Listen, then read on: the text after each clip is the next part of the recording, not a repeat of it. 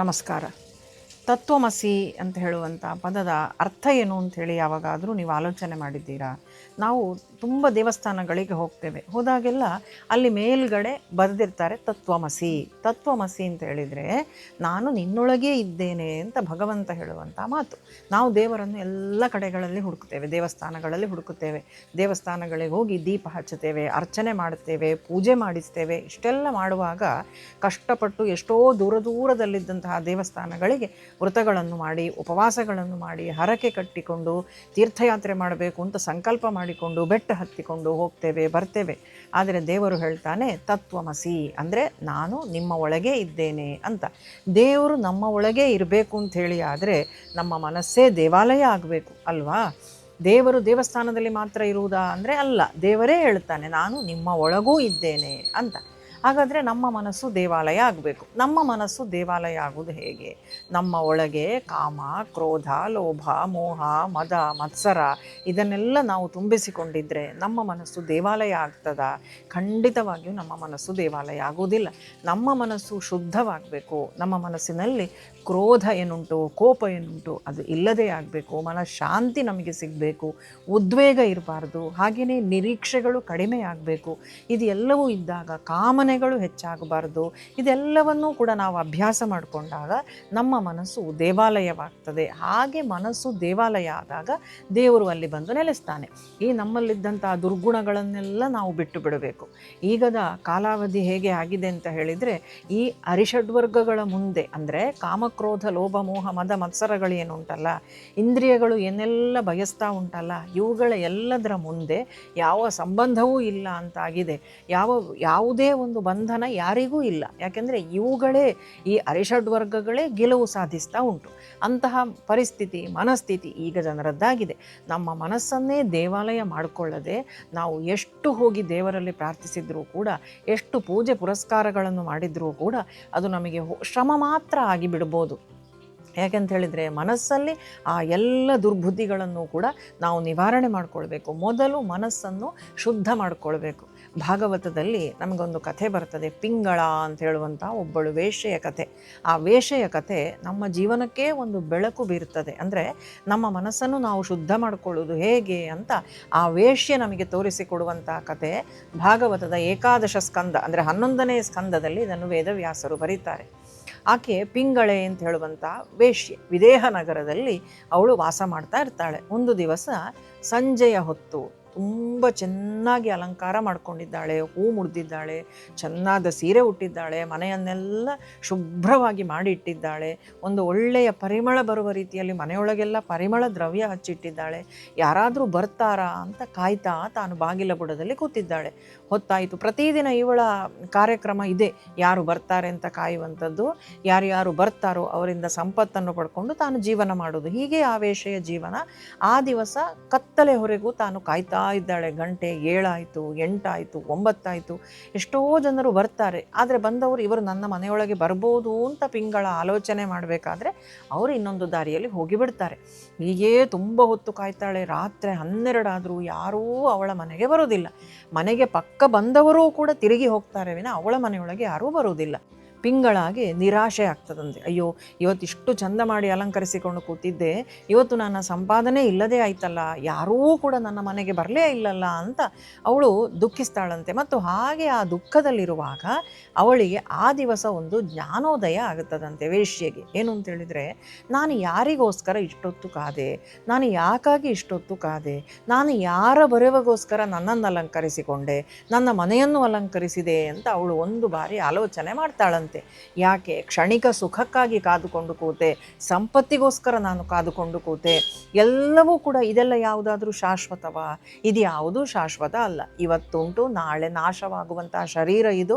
ಈ ಶರೀರ ಬಯಸುವಂತಹ ಸುಖವೂ ಅಷ್ಟೇ, ಎಲ್ಲವೂ ಕೂಡ ನಶ್ವರವಾದದ್ದು. ಅಲ್ಲದೆ ಸಂಪತ್ತನ್ನು ನಾನು ಬಯಸ್ತಾ ಇದ್ದೇನೆ. ಈ ಸಂಪತ್ತು ಇದೆಲ್ಲ ಏನು, ನಾನು ಇನ್ನೊಬ್ಬರಿಂದ ನನಗೆ ಬೇಕು ಅಂತ ನಾನು ನಿರೀಕ್ಷೆ ಮಾಡ್ತಾ ಇರುವಂಥದ್ದು. ಇದು ಸಿಕ್ಕಿದರೆ ಸಿಕ್ಕಿತು, ಸಿಗದಿದ್ದರೆ ಇಲ್ಲ. ಹಾಗಾದರೆ ನಾನಿವತ್ತು ಇವರೆಲ್ಲರನ್ನೂ ಕೂಡ ಕಾದು ಕೂತದ್ದಕ್ಕೆ, ನನ್ನ ನಿರೀಕ್ಷೆಗಳನ್ನು ಇಟ್ಟುಕೊಂಡದ್ದಕ್ಕೆ ನನಗಿವತ್ತು ದುಃಖ ಆಯಿತಲ್ಲ. ಈ ನನ್ನ ನೋವನ್ನು, ಈ ನನ್ನ ನಿರೀಕ್ಷೆಯನ್ನು ನಾನು ದೇವರ ಕಡೆಗೆ ತಿರುಗಿಸಿದ್ದಿದ್ರೆ, ಅಲ್ವಾ, ಇಷ್ಟು ಹೊತ್ತಿಗೆ ನನ್ನ ಜೀವನ ಉದ್ಧಾರ ಆಗಿಬಿಡ್ತಿತ್ತಲ್ಲ, ನನ್ನಲ್ಲಿ ಸಂಪತ್ತಾಗಿದೆ, ನಾನು ಒಬ್ಬಳೇ ಇರೋದು, ನನಗೆ ಬದುಕಲಿಕ್ಕೆ ಬೇಕಾದಷ್ಟು ಸಂಪತ್ತು ನನ್ನ ಹತ್ರ ಉಂಟು. ಹಾಗಿದ್ದಾಗ ಇನ್ನೂ ನಾನು ಆಶೆ ಮಾಡ್ತಾ, ಇನ್ನೂ ನಾನು ನಿರೀಕ್ಷೆ ಮಾಡ್ತಾ, ಇನ್ನೂ ಕೂಡ ನನ್ನ ಅರಿಷಡ್ ವರ್ಗಗಳನ್ನು ನನಗೆ ಗೆಲ್ಲಲಿಕ್ಕಾಗದೆ ನಾನು ಇನ್ನೂ ಕೂಡ ಜನರನ್ನು ಕಾಯ್ತಾ ಕೂತಿದ್ದೇನಲ್ಲ, ಈ ನನ್ನ ಜೀವನವನ್ನು ಇನ್ನಾದರೂ ನಾನು ದೇವರ ಕಡೆಗೆ ತಿರುಗಿಸಬಹುದಲ್ವಾ ಅಂತ ಆಕೆ ಆಲೋಚನೆ ಮಾಡ್ತಾಳಂತೆ. ಇನ್ನು ಈ ಕೆಲಸವನ್ನು ನಾನು ಬಿಟ್ಟು ಬಿಡ್ತೇನೆ, ಇವತ್ತಿನ ನನ್ನ ಈ ಶ್ರಮ ಏನುಂಟು, ಇವತ್ತಿನ ಈ ನನ್ನ ಕಾಯುವಿಕೆ ಏನುಂಟು, ಇದೆಲ್ಲವೂ ಕೂಡ ನನಗೊಂದು ಪಾಠವನ್ನು ಕಲಿಸಿತು. ಇನ್ನು ಈ ದಾರಿಯಲ್ಲಿ ನಾನು ನಡೆಯುವುದಿಲ್ಲ, ಇನ್ನು ನನ್ನ ನಿರೀಕ್ಷೆಗಳು, ಇನ್ನು ನನ್ನ ಕಾಯುವಿಕೆ ಏನಿದ್ರೂ ಕೂಡ ಅದು ದೇವರ ಕಡೆಗೆ ಅಂತ ಅವಳು ಆಲೋಚನೆ ಮಾಡ್ತಾಳಂತೆ. ಆ ರಾತ್ರಿ ತುಂಬ ಚೆನ್ನಾಗಿ ನಿದ್ದೆ ಮಾಡ್ತಾಳಂತೆ. ಇಷ್ಟು ದಿವಸವೂ ಪಿಂಗಳ ನಿದ್ರಿಸಿದ್ದಾಳೆ, ಆದರೆ ಅವಳ ಮನಸ್ಸಲ್ಲಿ ಶಾಂತಿ ಇರಲಿಲ್ಲ. ನಾಳೆ ಮತ್ತೆ ಕಾಯಬೇಕು, ನಾಳೆ ಇನ್ಯಾರು ಬರ್ತಾರೋ, ಎಷ್ಟು ಸಂಪತ್ತು ನಾನು ಕೇಳಬೇಕು, ಅವನು ಎಷ್ಟು ಕೊಟ್ಟಾನು, ಅವನ ನಿಬಂಧನೆ ಏನು, ನನ್ನ ಮುಂದಿನ ನಡೆ ಏನು, ಇದೆಲ್ಲ ಆಲೋಚನೆ ಮಾಡ್ತಿದ್ಲು. ಆದರೆ ಈ ದಿನ ಏನು ಉಂಟಲ್ಲ, ಕಾದು ಕಾದು ಯಾರೂ ಬರಲಿಲ್ಲ ನೋಡಿ, ಆ ದಿವಸ ಅವಳಿಗೆ ಗೊತ್ತಾಗ್ತದಂತೆ, ನಾನು ಎಂಥ ತಪ್ಪನ್ನು ಮಾಡಿದ್ದೇನೆ, ಇನ್ನು ಮಾಡಬಾರ್ದು. ನನ್ನ ಮನಸ್ಸನ್ನೇ ನಾನು ದೇವಾಲಯವನ್ನಾಗಿಸಿಕೊಳ್ಬೇಕು, ನನ್ನ ಮನಸ್ಸಲ್ಲಿದ್ದಂಥ ನಿರೀಕ್ಷೆಗಳನ್ನು ಕಡಿಮೆ ಮಾಡಬೇಕು, ಕಾಮನೆಗಳನ್ನು ಕಡಿಮೆ ಮಾಡಿಕೊಳ್ಬೇಕು, ದೇವರ ಕಡೆಗೆ ನಾನು ಮುಖ ಮಾಡಬೇಕು. ನನ್ನ ಬಯಕೆಗಳು, ನಿರೀಕ್ಷೆಗಳು ಏನಿದ್ರೂ ಕೂಡ ನನ್ನ ಮತ್ತು ಅವನ ಮಧ್ಯದ ಸಂಬಂಧ, ಅವನಲ್ಲಿ ನನ್ನ ನಿರೀಕ್ಷೆಗಳಿರಬೇಕು, ಅವನ ಬರುವಿಕೆಗೆ ನಾನು ಕಾಯಬೇಕು ಅಂತ ಆ ದಿವಸ ಸುಖವಾಗಿ ನಿದ್ರೆ ಮಾಡ್ತಾಳಂತೆ ಪಿಂಗಳ. ಆನಂತರ ಅವಳು ಆ ರೀತಿಯಾಗಿ ಒಳ್ಳೊಳ್ಳೆ ಸತ್ಕರ್ಮಗಳನ್ನು ಮಾಡಿ ಕೊನೆಗೆ ಮೋಕ್ಷವನ್ನು ಹೊಂದುತ್ತಾಳೆ. ಅದೇ ಪಿಂಗಳಾಳೆ ಮುಂದಿನ ಜನ್ಮದಲ್ಲಿ ಆ ಕುಬ್ಜ ಅಂತ ಹೇಳುವಂಥ ಒಬ್ಬಳು ಕನ್ಯೆಯಾಗಿ ಹುಟ್ಟುತ್ತಾಳೆ. ಕಂಸನ ಆ ಊರಿನಲ್ಲಿ ಅಂತ ಹೇಳುವಂಥದ್ದನ್ನು ಕೂಡ ಭಾಗವತ ಪುರಾಣ ನಮಗೆ ತಿಳಿಸಿಕೊಡ್ತದೆ. ಹಾಗಾಗಿ ಅವಳಿಗೆ ಆ ದಿವಸ ಯಾಕೆ ಆ ಮನವರಿಕೆ ಆಯಿತು ಅಂಥೇಳಿ, ಅವಳ ಮನಸ್ಸು ಆ ದಿವಸ ನಿರೀಕ್ಷೆಗಳಿಂದ ಹೊರಬಂತು. ಅವಳ ಮನಸ್ಸನ್ನು ದೇವಾಲಯವನ್ನಾಗಿಸಿದ್ಲು. ಅವಳಲ್ಲಿ ಯಾವ ಕೊರತೆ ಉಂಟು, ಅವಳಲ್ಲಿ ಯಾವ ಕುಂದು ಉಂಟು, ಯಾವ ಲೋಪದೋಷ ಉಂಟು ಅಂತ ಹೇಳುವಂಥದ್ದನ್ನು ಅವಳು ಅರಿತುಕೊಂಡ್ಳು ನೋಡಿ. ಅದರಿಂದೆಲ್ಲ ನಾನು ಹೊರ ಬರ್ತೇನೆ ಅಂತ ತೀರ್ಮಾನ ಮಾಡಿ ಮನಸ್ಸನ್ನು ಶುದ್ಧ ಮಾಡಿಕೊಂಡ್ಳು. ಅದರಿಂದಾಗಿ ಅಲ್ಲಿ ಬಂದು ದೇವರು ನೆಲೆಸಿದ. ಮುಂದೆ ಅವಳಿಗೆ ಒಳ್ಳೆಯದಾಯ್ತಲ್ಲ. ನಮ್ಮ ಜೀವನವೂ ಕೂಡ ಹೀಗೆ ಅಲ್ವಾ, ನಾವು ಯಾವಾಗಲೂ ಕೂಡ ಇನ್ನೊಬ್ಬರಿಂದ ಸುಖ ಸಂತೋಷದ ನಿರೀಕ್ಷೆಯಲ್ಲಿ ನಾವಿರ್ತೇವೆ.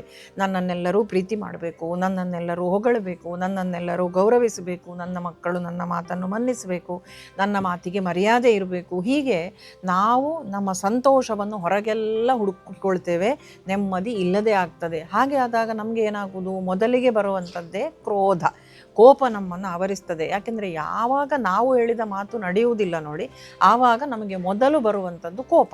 ಆ ಕೋಪ ಬಂತು ಅಂತ ಹೇಳಿ ಆದರೆ ಮನಃಶಾಂತಿ ಇಲ್ಲದೇ ಆಗ್ತದೆ. ಮನಸ್ಸಿಗೆ ಶಾಂತಿ ಇಲ್ಲದಾಗ ಮನಸ್ಸು ಗೊಂದಲ, ಆವಾಗ ಇತರ ಎಲ್ಲ ವಿಚಾರಗಳು ಕೂಡ ಮನಸ್ಸಲ್ಲಿ ಬಂದು ಕೋಲಾಹಲ ಮಾಡಿಬಿಡ್ತದೆ. ಅಂತಹ ಮನಸ್ಸಿನಲ್ಲಿ ದೇವರು ಬಂದು ನಿಲ್ತಾನ?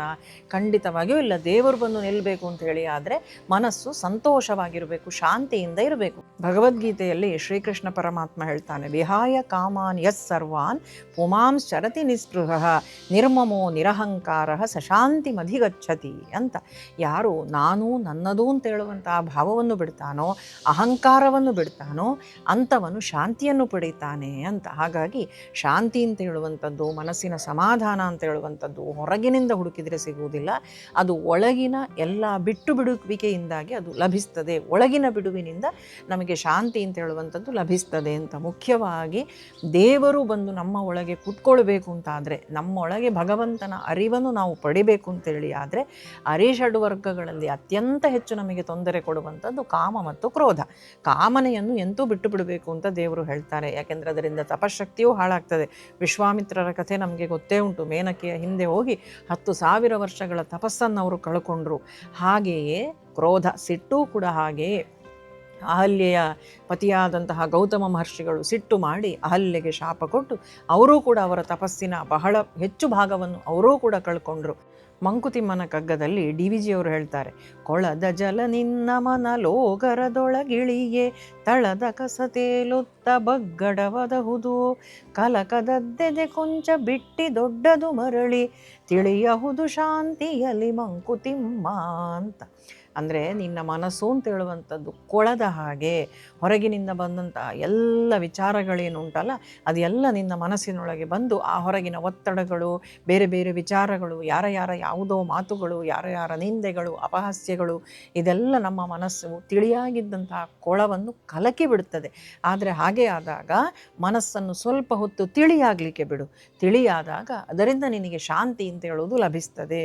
ಕೋಪ ಬಂತು ಅಂತ ಹೇಳಿ ಯಾರೋ ಕಲ್ಲೆಸೆದ್ರು ಅಂತ ಹೇಳಿಕೊಂಡು ತಕ್ಷಣವೇ ಕೋಪ ಮಾಡಿಕೊಂಡು ಏನೇನೋ ಅನಾಹುತ ಮಾಡಿಬಿಡುವುದಲ್ಲ. ಸ್ವಲ್ಪ ಕಾಲ ಮೌನವಾಗಿದ್ದು ಮನಸ್ಸನ್ನು ಶಾಂತಿಯಾಗಲಿಕ್ಕೆ ಬಿಡು. ಕೊಳ, ಆ ಸರೋವರ ಅದು ಶಾಂತವಾಗಲಿ. ಆನಂತರ ಸರಿಯಾದಂತಹ ಪ್ರತಿಬಿಂಬ ಕಾಣ್ತದೆ. ಮನಸ್ಸಲ್ಲಿಯೂ ಕೂಡ ಹಾಗೆ ಕೋಪ ಇದ್ದರೆ, ಕ್ರೋಧಗಳಿದ್ದರೆ ಅದು ತಿಳಿಯಾದಂತಹ ಸರೋವರದ ಹಾಗೆ ಆಗುವುದಿಲ್ಲ. ಅದು ಅಲುಗಾಡ್ತಾ ಇರ್ತದೆ ಅಲೆಗಳಿಂದ. ಹಾಗಿದ್ದಾಗ ಅಲ್ಲಿ ಪರಮಾತ್ಮನ ಪ್ರತಿಬಿಂಬ ಕಾಣುವುದಿಲ್ಲ ನಮ್ಮ ಮನಸ್ಸಲ್ಲಿ. ಆದ ಕಾರಣ ಆವಾಗ ನಾವು ದೇವಾಲಯಕ್ಕೆ ಹೋಗಬೇಕಷ್ಟೆ. ದೇವಸ್ಥಾನಕ್ಕೆ ಹೋಗೋದು ತಪ್ಪು ಅಂತ ನಾನು ಹೇಳ್ತಾ ಇಲ್ಲ. ದೇವಸ್ಥಾನಕ್ಕೆ ಹೋಗುವ, ಯಾಕೆಂದರೆ ಆ ಪರಿಸರವೇ ನಮ್ಮನ್ನು ಒಳ್ಳೆಯ ದಾರಿಯ ಕಡೆಗೆ ಕೊಂಡು ಹೋಗ್ತದೆ. ಅಲ್ಲಿ ಯಾವುದೇ ವಿಧವಾದಂತಹ ನಕಾರಾತ್ಮಕ ಆಲೋಚನೆಗಳಾಗಲಿ, ಭಾವನೆಗಳಾಗಲಿ ಅಲ್ಲಿ ಇರುವುದಿಲ್ಲ. ಎಲ್ಲರೂ ಕೂಡ ದೇವರಲ್ಲಿ ಏನನ್ನಾದರೂ ಒಂದು ಬೇಡಲಿಕ್ಕೆ ಬಂದಿರ್ತಾರೆ, ಭಕ್ತಿಯಲ್ಲಿ ಬಂದಿರ್ತಾರೆ, ಭಗವಂತನ ಮೇಲಿನ ಪ್ರೀತಿಯಲ್ಲಿ ಬಂದಿರ್ತಾರೆ ಅಲ್ವಾ. ಹಾಗಾಗಿ ದೇವಸ್ಥಾನಗಳಿಗೆ ನಾವು ಹೋಗುವ, ಆದರೆ ದೇವರನ್ನು ಮೂರ್ತಿಯಲ್ಲೇ ಕಂಡು ಕೂತ್ಕೊಳ್ಬೇಡಿ. ದೇವರು ಕೂಡ ಹೇಳ್ತಾರೆ, ನಾನು ಮೂರ್ತಿಯಲ್ಲೇ ಇಲ್ಲ, ಆ ವಿಗ್ರಹದ ಆಚೆ ನಾನಿದ್ದೇನೆ ಅಂತ. ನನ್ನದೊಂದು ಫೋಟೋ ಇದ್ದರೆ ಆ ಫೋಟೋವೇ ನಾನಲ್ಲ ಅಲ್ವಾ. ನಾನು ನಿಜವಾಗಿ ಆ ಫೋಟೋದಲ್ಲಿರುವುದೇ ನಾನಲ್ಲ, ಅದಕ್ಕಿಂತ ಮಿಗಿಲಾಗಿ ನನ್ನ ಅಸ್ತಿತ್ವ ಉಂಟು, ಅದು ನನ್ನ ಫೋಟೋ ಮಾತ್ರ. ಹಾಗೇನೆ ವಿಗ್ರಹವು ದೇವರೇ, ಆದರೆ ಅದಕ್ಕಿಂತಲೂ ಹಿಂದೆ ನಾನಿದ್ದೇನೆ ಅಂತ ದೇವರು ಹೇಳ್ತಾನಂತೆ.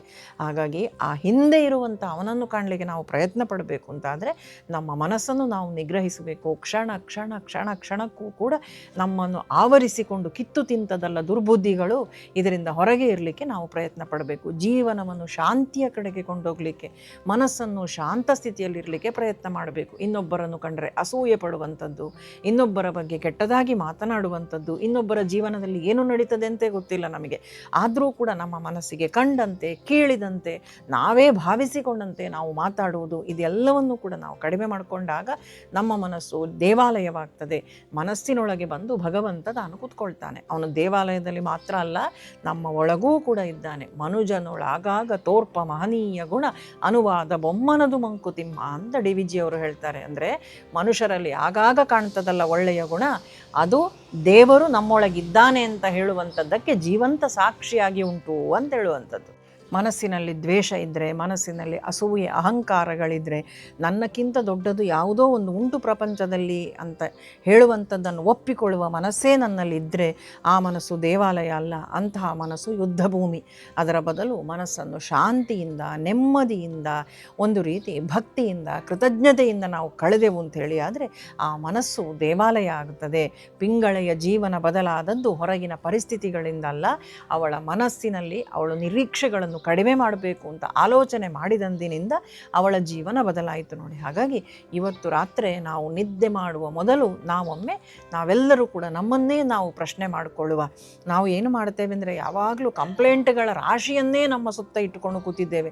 ನನಗೆ ಅದಿಲ್ಲ, ನನಗೆ ಇದಿಲ್ಲ, ನನಗೆ ದೇವರು ಕೊಡಲಿಲ್ಲ, ಇದು ಕೊಡಲಿಲ್ಲ, ನಾನು ಮಾಡಿದ ಒಳ್ಳೆಯದು ಯಾವುದೂ ದೇವರಿಗೆ ಕಾಣಲಿಲ್ಲ, ನನಗೆ ಮೋಸ ಮಾಡಿದವನು ಸುಖವಾಗಿದ್ದಾನೆ, ಹೀಗೆಲ್ಲ ನಮ್ಮ ಮನಸ್ಸಲ್ಲಿ ಸಾವಿರಾರು ಕಂಪ್ಲೇಂಟ್ಗಳು. ಇದೆಲ್ಲವೂ ಮಾಡಿಕೊಳ್ಳುವುದಕ್ಕಿಂತ ಬದಲು ನನಗಿವತ್ತು ಏನೆಲ್ಲ ಸಿಕ್ಕಿದೆ ಅದಕ್ಕೆ ದೇವರಿಗೊಂದು ಗ್ರ್ಯಾಟಿಟ್ಯೂಡನ್ನು ನಾವು ಹೇಳುವ ಅಲ್ಲ. ಮಲಗುವ ಮೊದಲು ನನಗಿವತ್ತು ಆರೋಗ್ಯ ಉಂಟು, ನನಗಿವತ್ತು ಕಣ್ಣು ಕಾಣ್ತದೆ, ಕಿವಿ ಕೇಳ್ತದೆ, ಕೈಕಾಲಲ್ಲಿ ನಡೀತೇನೆ, ನನ್ನ ಶರೀರದಲ್ಲಿ ನನಗೆ ಶಕ್ತಿ ಉಂಟು, ಸತ್ಕರ್ಮ ಮಾಡಲಿಕ್ಕೆ ನನಗಾಗ್ತದೆ, ಒಳ್ಳೊಳ್ಳೆ ವಿಚಾರಗಳನ್ನು ನಾನು ತಿಳ್ಕೊಳ್ಬೋದು. ತಿಳ್ಕೊಳ್ಳಿಕ್ಕೆ ಭಗವಂತ ನಮಗೆ ಮನಸ್ಸೂ ಕೊಟ್ಟಿದ್ದಾನೆ, ಬುದ್ಧಿಯೂ ಕೊಟ್ಟಿದ್ದಾನೆ. ಸ್ವಲ್ಪ ಆ ಕಡೆಗೆ ನಾವು ಹೋಗಬೇಕು ಅಷ್ಟೇ. ಇದೆಲ್ಲವನ್ನೂ ನಮಗೆ ಇವತ್ತು ಕೊಟ್ಟಿದ್ದಾನೆ.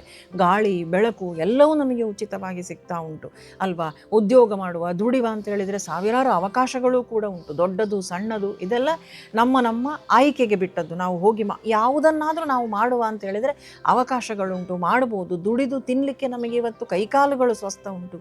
ಇದು ಎಲ್ಲವೂ ದೇವರು ಕೊಟ್ಟದ್ದಕ್ಕೆ. ಎಲ್ಲಕ್ಕಿಂತಲೂ ಮಿಗಿಲಾಗಿ ನಮ್ಮ ತಂದೆ ತಾಯಿ ನಮ್ಮ ಒಟ್ಟಿಗೆ ಇದ್ದಾರೆ ಅಂತೇಳಿ ಆದರೆ ಅದು ಎಲ್ಲಕ್ಕಿಂತ ದೊಡ್ಡ ಭಾಗ್ಯ. ಪ್ರೀತಿಸುವ ಕುಟುಂಬ ಉಂಟು ಅಂತಾದರೆ ಅದು ಭಾಗ್ಯ. ಇಲ್ಲದಿದ್ದದ್ದನ್ನು ಕುರಿತು ನಾವು ಯೋಚಿಸ್ತಾ ಚಿಂತಿಸ್ತಾ ಜೀವನ ಹಾಳು ಮಾಡಿಕೊಳ್ತಾ ಇದ್ದೇವೆ. ಅದೆಲ್ಲವನ್ನು ಬಿಟ್ಟು ದೇವರು ಯಾವುದನ್ನು ನನಗೆ ಕೊಟ್ಟಿದ್ದಾನೆ ಅದಕ್ಕೆ ಭಗವಂತನಿಗೆ ಒಂದು ಕೃತಜ್ಞತೆಯನ್ನು ನಾವು ಸಲ್ಲಿಸುವ, ಮತ್ತು ಇವತ್ತು ನಾನು ದುಃಖಿತವಾಗಿರಲಿಕ್ಕೆ ಕಾರಣ ಏನು ಅಂತ ಹೇಳುವಂಥದ್ದನ್ನು ಒಂದು ಬಾರಿ ಆಲೋಚನೆ ಮಾಡುವ. ನನ್ನ ನಿರೀಕ್ಷೆಗಳ, ನನ್ನದೇ ಆದ ಕೆಲವೊಂದು ಆಲೋಚನೆಗಳ, ನನ್ನ ಮನಸ್ಥಿತಿಯ, ನನ್ನ ದ್ವೇಷವ ಯಾವುದು ಅಂತ ನಾವು ತಿಳ್ಕೊಂಡು ಇದರಿಂದೆಲ್ಲದರಿಂದಲೂ ಕೂಡ ದೂರವಾಗಿ ನಮ್ಮ ಮನಸ್ಸನ್ನು ಶುಭ್ರವಾಗಿ ಶಾಂತವಾಗಿ ಮಾಡಿಕೊಂಡು ಮನಸ್ಸನ್ನೇ ದೇವಾಲಯವಾಗಿಸುವ. ಆಗ ನಮ್ಮ ಮನಸ್ಸಿನಲ್ಲಿ ಬಂದು ದೇವರು ಕೂತ್ಕೊಳ್ತಾನೆ. ಆವಾಗ ಈ ಶುಭ್ರವಾದ ಸಂತೋಷವಾದಂತಹ ಮನಸ್ಸಿನೊಳಗೆ ದೇವರು ಕೂತಾಗ ದೇವಸ್ಥಾನಕ್ಕೆ ನಾವು ಹೋದಾಗಲೂ ಕೂಡ ಇನ್ನಷ್ಟು ನಾವು ಹೆಚ್ಚಿನ ಅನುಗ್ರಹವನ್ನು ಪಡ್ಕೊಂಡು ಬರ್ಬೋದು. ಅದರ ಬದಲು ಮನಸ್ಸನ್ನೆಲ್ಲ ಹಾಳು ಮಾಡಿಕೊಂಡು ದೇವಸ್ಥಾನಗಳಿಗೆ ಹೋಗಿ ಒಂದು 5 ನಿಮಿಷ ಅಲ್ಲಿ ಸಂತೋಷವನ್ನು ಸಮಾಧಾನವನ್ನು ಹೊಂದಿ ಹೊರಗೆ ಬರುವಾಗ ಮತ್ತೆ ನಾವು ಯಥಾ ಪ್ರಕಾರ ನಮ್ಮ ಆರ್ಭಟವೇ ನಮ್ಮ ಗಲಾಟೆ ಎಂತಾದರೆ ನಾವು ದೇವಸ್ಥಾನಕ್ಕೆ ಹೋಗಿ ಏನು ಸುಖ? ಆದ ಕಾರಣ ಮನಸ್ಸನ್ನು, ನಮ್ಮ ಆಂತರ್ಯವನ್ನು ದೇವಾಲಯವನ್ನಾಗಿಸುವ. ಹೀಗೆ ಶುದ್ಧವಾದಂಥ ಮನಸ್ಸು ನಮ್ಮದಾದಾಗ ದೇವರು ಬಂದು ಅಲ್ಲೇ ಕೂತ್ಕೊಳ್ತಾನೆ. ನಮ್ಮೆಲ್ಲರ ಜೀವನವನ್ನು ಬದಲಾವಣೆ ಮಾಡುವಂಥ ಶಕ್ತಿ ನಮಗೇ ಉಂಟು. ಎಲ್ಲರಿಗೂ ಕೂಡ ಶುಭವಾಗಲಿ, ಮಂಗಳವಾಗಲಿ. ಕೃಷ್ಣ ಅರ್ಪಣಮಸ್ತು.